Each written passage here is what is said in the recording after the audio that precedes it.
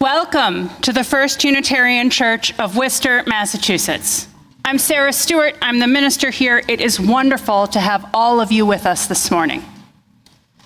I am leading worship this morning with our Director of Music, Allegra Martin, James Haupt, our Assistant Director of Music, Director of Faith Development, Samantha Namath, Assistant Director of Faith Development, Abigail Hannaford-Ricardi, and our broadcast tech, Eugene Rossi. Ken Mandiel is our head usher. We are so pleased to have all of our guest musicians with us on this Fall Music Sunday. Fred Jodry is our guest organist. We are pleased to have soloists performing with our choir and members of the Providence Baroque forming our chamber orchestra this morning. This morning's Music Sunday is part of Music Worcester's Bachtoberfest and part of the larger Music Worcester Complete Bach project led by Chris Shepard and Adrian Finley. I am grateful, as always, for the music ministry of our wonderful choir. Our adult choir and our children's choir are taking part in our Music Sunday this morning. Here at First Unitarian Church, we strive in loving fellowship to honor the sacred, connect with each other, and serve justice. We are a welcoming congregation. Whatever your age, race, class, or nationality, you are welcome here. Single people and families of all kinds are welcome here. LGBTQ folks are welcome here. Those of all physical and mental abilities are welcome here. The doors of this church are open to all, and we are delighted you are with us today. We welcome those of you who are joining us online. You can like this video to help others find it and subscribe to our channel to find more content, including many other musical performances that we have as videos. If you would like to know more about everything we do together here at First Unitarian Church, the best thing to do is subscribe to our newsletter. You can go to firstunitarian.com and click subscribe to the newsletter at the bottom of any page. If you're in the Worcester area, I invite you to join us every Sunday in person at 90 Main Street at 10:30 in the morning for worship and fellowship. Everybody here is welcome to a social hour in the church parlor after the service. You can get there through either of these doors at the front, and this door on my left is the accessible entrance. If you are a newcomer, and I know that we have many newcomers among us today, I do hope you'll stop by our welcome table. We have more information about the church. You can also sign up for the newsletter there. We have a gift bag for you, and there's a volunteer there, Karen Riley. Karen, here's Karen, who can answer any questions that you might have. And then make your way on through for some coffee and fellowship. There are announcements in your order of service, as well as a great deal of information about our performers and the music for this morning. I have a few additional announcements. I just want to give everybody an update on what kids are doing today. Samantha will have some more details, but we have nursery care for the very youngest children, although babies are always welcome in our worship service as well. After the second hymn, most of our children will be going downstairs through 8th grade for some Sunday school, except our wonderful children's choir is staying in the service to participate. Our 2 youth groups are carving pumpkins after the service. Children's choir rehearses again at 12:15 here in the sanctuary. And please, parents, if your kids go upstairs to play in our gymnasium space, Unity Hall upstairs, just please make sure there is at least one adult up there supervising the chaos. And then finally, we are holding our fall golden auction fundraiser next Saturday. We need to get a sense of how many people are coming so we have enough food and libations for everybody. So please do register for your free ticket today. You can see all sorts of stuff about the auction in the parlor, including how to register. This is the day the Lord has made. Let us rejoice and be glad in it. We enter into worship with music. Music that rouses to a new sense of promise and to new resolve. Music that makes us calm of mind and quiet of passions. Music that says, "Hallowed be thy name, thy kingdom come." We mourn with the sad music of inhumanity to one another. the music of frustration, alienation, and the separation of person from person. Even this music reminds us of a presence that both judges and sustains. Music redefines, illumines, refreshes, and orders our experience. It is the rediscovery of a center of meaning and power, a symptom and sign of faith, a gift of grace. It allows us to sing without words.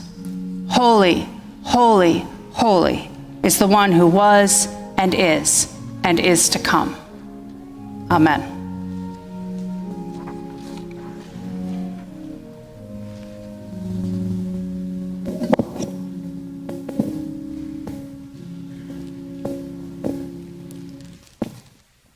Tova is lighting our chalice this morning.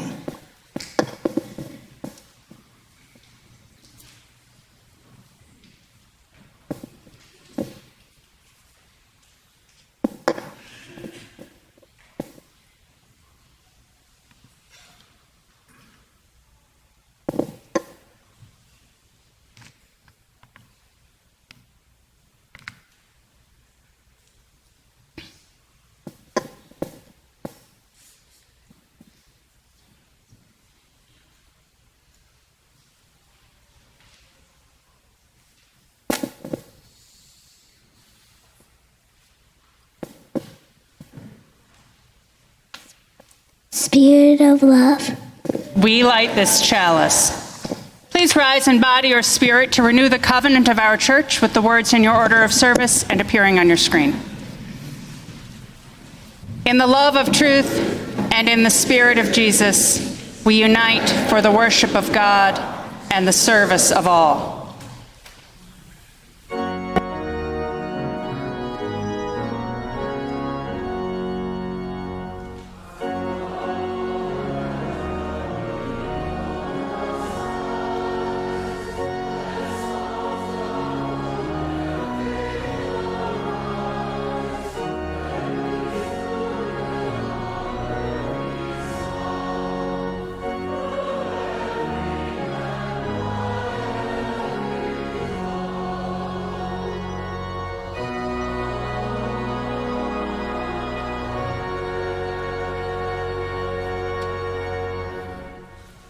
Opening hymn is number 145 in the red hymnal in the pew in front of you, holder in front of you.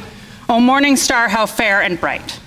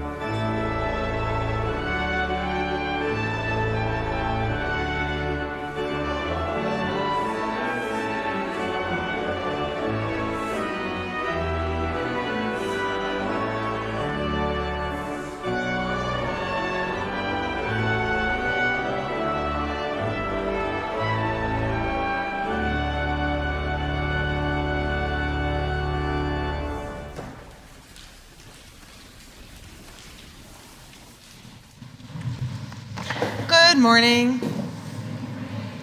As Sarah said before, we do have a lot of programs today for our children and youth. Also today from 1 to 4 p.m. is our first OWL session for Our Whole Lives. That's the human sexuality program for grades 8 through 10, and that'll be in the Landers area. If you have an 8th, 9th, or 10th grader that has not signed up and you're curious to learn more, it is not too late. Come find me and I'll fill you in on everything you need to know. It is also so exciting to see so many of our younger friends here today.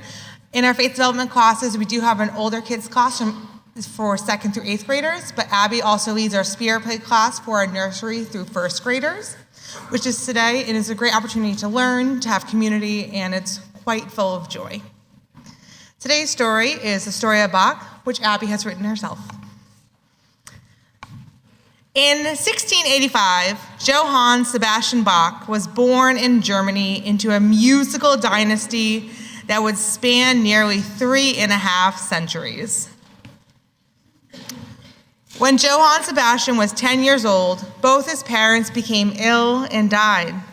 He and his brothers moved in with their older brother, Johann Christoph.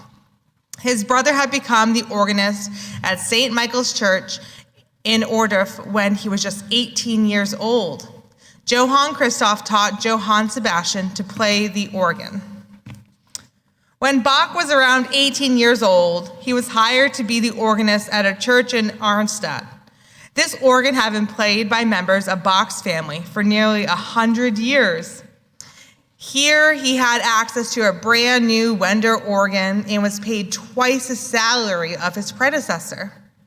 Bach liked the job, except for teaching students who played in the church orchestra, many of whom were older than him and did not respect Bach. One of the students was a bassoonist named Johann Geiserbach. When this man insulted Bach's musical abilities, Bach called Geiserbach a nanny goat bassoonist. Meeting on a street corner, Geiserbach threatened Bach with a stick, and Bach drew out his sword. The two ended up wrestling on the ground until other students broke them up. Later, Bach took a position with Prince Leopold. The talented prince, who was proficient on the harpsichord, violin, and viola, soon became friends with Bach. In 1720, when Bach was 35, he accompanied Prince Leopold on a trip. Upon his return a few months later, he was shocked to learn that his wife, Maria Barbara, who had been in fine health when he left, had died and already been buried. A year and a half later, Bach married Anna Magdalene. She often helped her husband write out the parts for his compositions.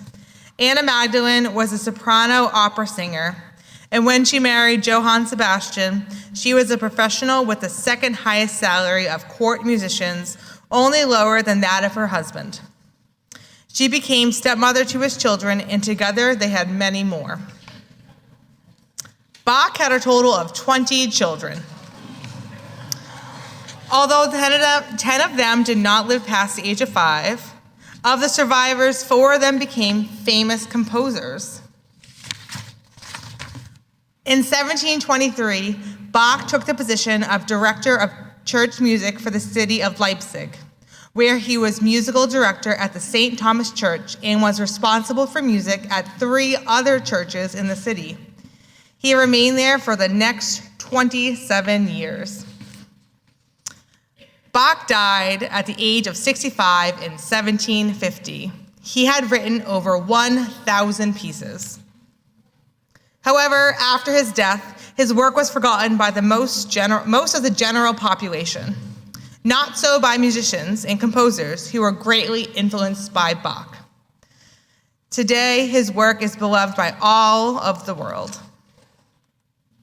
As Johannes Brahms said, "Study Bach, there you will find everything."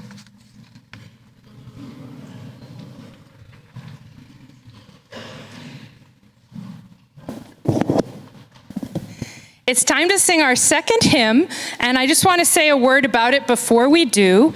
The cantata that Bach wrote that you're going to hear later in the service Most of Bach's cantatas are based on pre-existing tunes, hymn tunes, usually a tune that would have been made famous by Martin Luther, as is the case with this one. And actually, this cantata that you're going to hear is based on two hymn tunes. The first hymn that you sang this morning appears in the last movement, and then this hymn tune that you're about to sing appears in the first movement. So we are all going to sing it because I think it's really notable, and I especially want the young people among us to kind of experience the fact that this tune was so important to Bach 250 years ago, and here it still is in our own hymnal, this same tune. We've put new English words to it by William Blake, but we're all going to sing the tune together of Nun komm der Heiden Heiland. So let's sing 127 together. Please rise.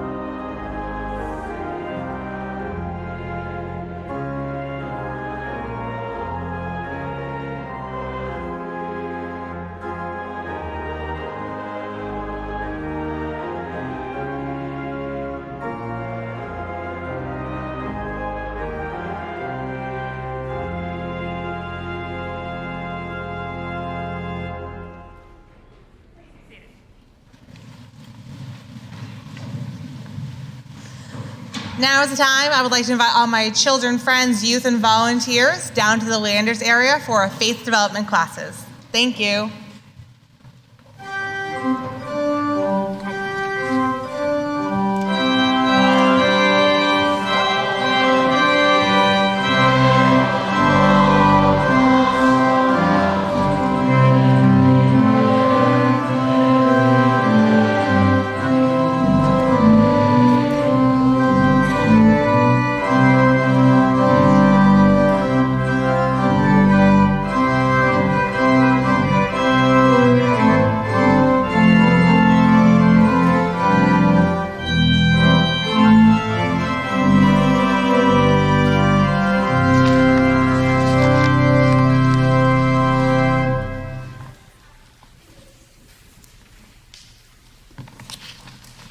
I invite you to join me in the common prayer printed in your order of service and appearing on your screen. We give thanks to the source of our lives and sing praises to the Most High. We declare your steadfast love in the morning and your faithfulness by night, to the music of the lute and the harp, to the melody of the lyre. For you, O Spirit, have made us glad by your works. At the works of your hands, we sing for joy. Amen. Please continue your own thoughts and prayers in silence.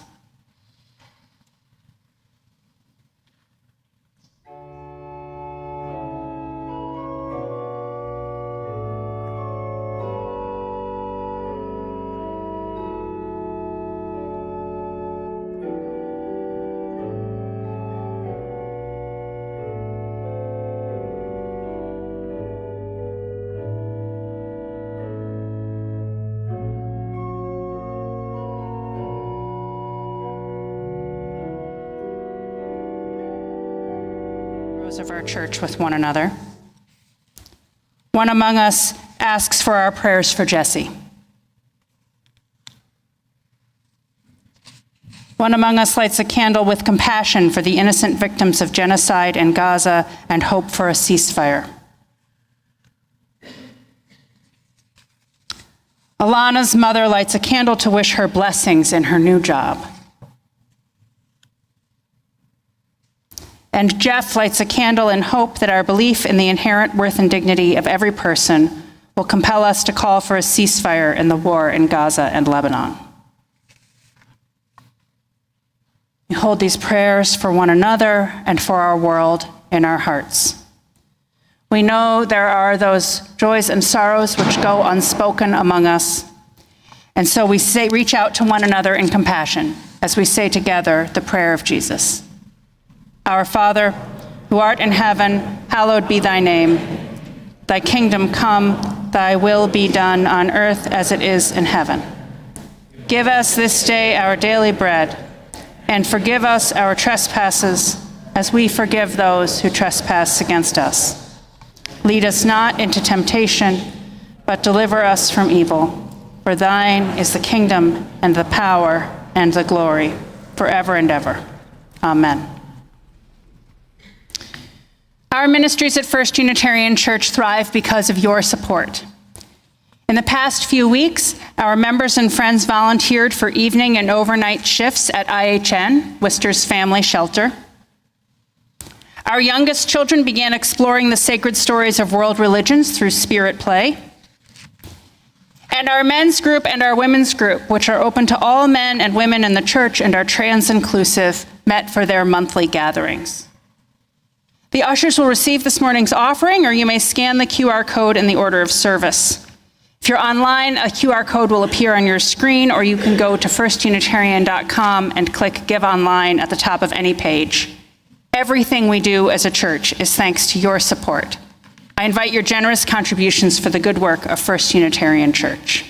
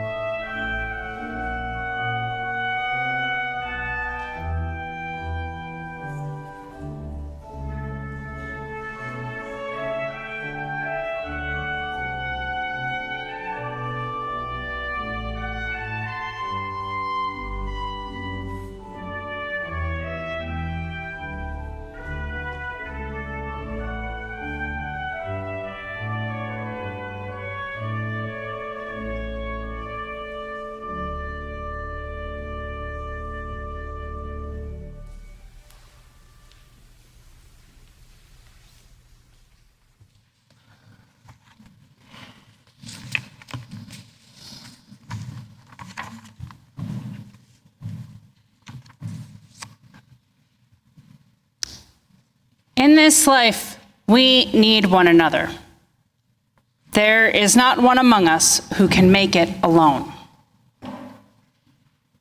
I invite you right now to think of another person you have in your life with whom you share love and understanding. It might be somebody sitting next to you today. Someone you can go to in hard times. Someone to whom you give comfort and from whom you receive comfort. Someone with whom you can share joy and sorrow. Just invite you to bring that person into your heart and mind and give thanks for that relationship. I hope you have at least one person like that.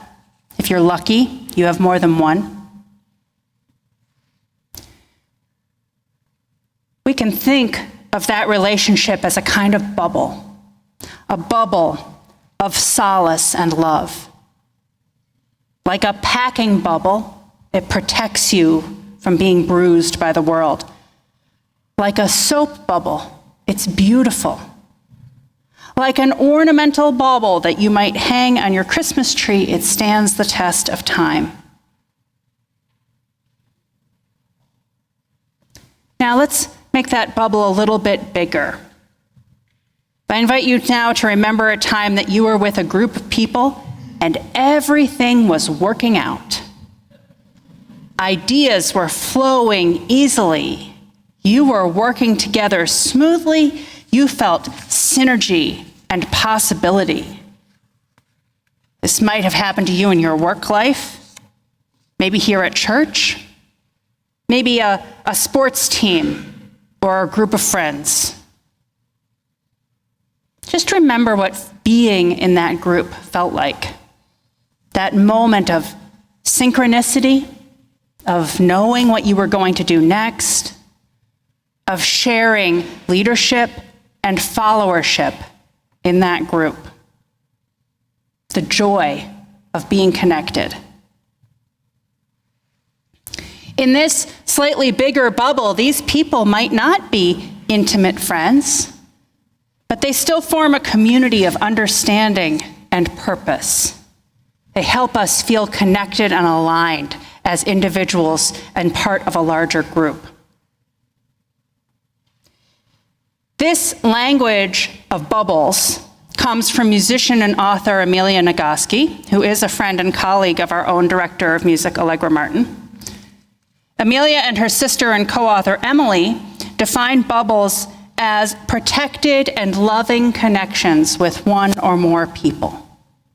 They're defined by trust, connection. They're a place to recharge. You can have them one-on-one or in small groups, but they can also be present for us on a much bigger scale, what the Nagoskis call an uber bubble. Now, an uber bubble is an experience of being connected and trusting with people you do not know, kind of like this morning, where I know for sure that we do not all know each other. It happens playing team sports. It can happen cheering for team sports. It happens when you are at a protest with other strangers aligned with your values, even when you don't know them. And it happens sharing an artistic experience, attending a movie or a musical together. And certainly one of the best ways to make an Uber bubble is to share the experience of music together. Making music together and listening to music appreciatively together, it creates a neurological bridge between us. If you measured our breathing and our heart rates when we all came in and found our seats this morning, and then again after this Music Sunday, you would find that we are much more aligned after we've experienced this music together. Not only that, but there's research that shows that we will be kinder and more caring and more helpful to one another, even those who we don't know here, after we have experienced the music we're about to share this morning. We weave the fabric of community through music. This happens when a choir sings together. It happens in an orchestra and a band when they play together. I hope that you have begun to feel this even just singing our hymns this morning. And I hope you feel it when you listen to our cantata. Allow your body to fall into those tempos and rhythms of the singers and instrumentalists. And not only are we doing that here this morning, But all over Worcester this weekend, people have been listening and playing and singing and appreciating this music of J.S. Bach together. So our Uber bubble is not just this congregation, but our whole community making and listening to music together. It's not just the power of being together. It's involving our bodies. It's breathing, listening, singing, playing, letting the vibrations tune our souls for unity. We live in such a fractured and divided time. And here is something that does not ask us to share an opinion or be aligned in a cause on social media, but merely to be together and experience this beauty together. Indeed, to create this beauty together as musician or as listener. When we do, we glimpse the world we dream of, with peace and justice for all. Amen.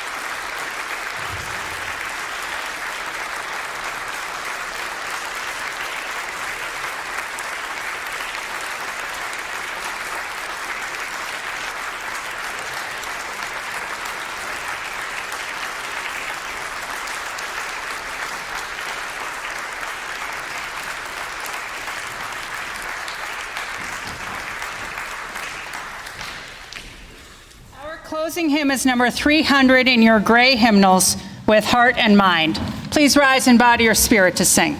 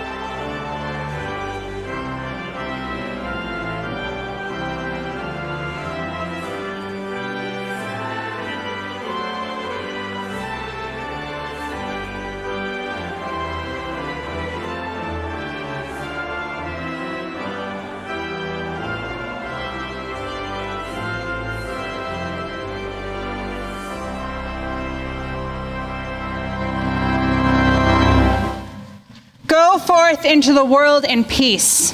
Be of good courage. Hold fast that which is good. Render to no one evil for evil. Strengthen the faint-hearted. Support the weak. Help the afflicted. Honor everyone. Love and serve the holy, rejoicing in the power of the Spirit forever. Amen. Please be seated for the final two pieces of our Music Sunday.